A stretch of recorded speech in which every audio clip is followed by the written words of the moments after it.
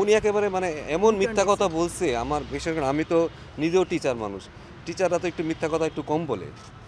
কারণ উনি খাড়ার উপরে এরকম মিথ্যা কথা বলবে এটা আসলে আমি ভাবতেও পারতেছি না। আমার আমার আমি কিভাবে ছেলেদের সামনে আসলে মুখ দেখাবো? যে ছেলেরা উনি এইভাবে ইউটার্ন নিবে, উনি একটা শিক্ষক মানুষ, ঢাকা ইউনিভার্সিটির শিক্ষক উনি।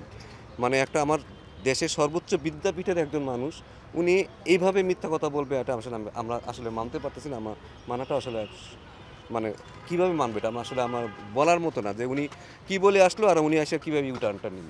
দেখুন একটা ছেলে যখন বিশ্বকাপ খেলবে সে তার তার ড্রিম তার এই যে ২৭ বছরের ড্রিম সে এখানে নিয়ে আসছে। ড্রিমটা আপনি ১ সেকেন্ডে আপনি নষ্ট করে দিলেন।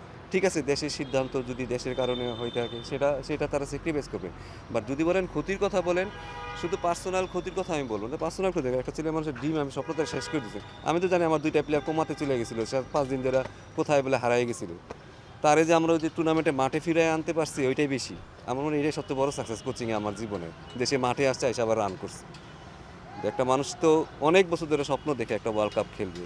ঠিক আছে? শুধু এখানে তো টাকা পয়সা তো একটা ফ্যাক্টর। ওইটা একটা ছোট ফ্যাক্টর। কারো আসলে যে ওয়ার্ল্ড কাপটা সারাটা জীবন স্বপ্ন দেখে আসছে, সে একটা ওয়ার্ল্ড কাপ খেলে। শেষ স্বার্থে আমিও অনেক কিছু স্যাক্রিফাইস করতে রাজি আছি। ছেলেরাও করবে, রাজি আছে। বাট আমি কি ছেলেটার উপরে হাতটা বুলাই দিছি?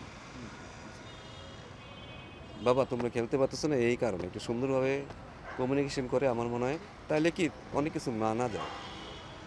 কারণ দিন শেষে তো শুধু আর্থিক বলেন, স্ট্যাটাস বলেন অনেক কিছু এখানে ম্যাটার করে।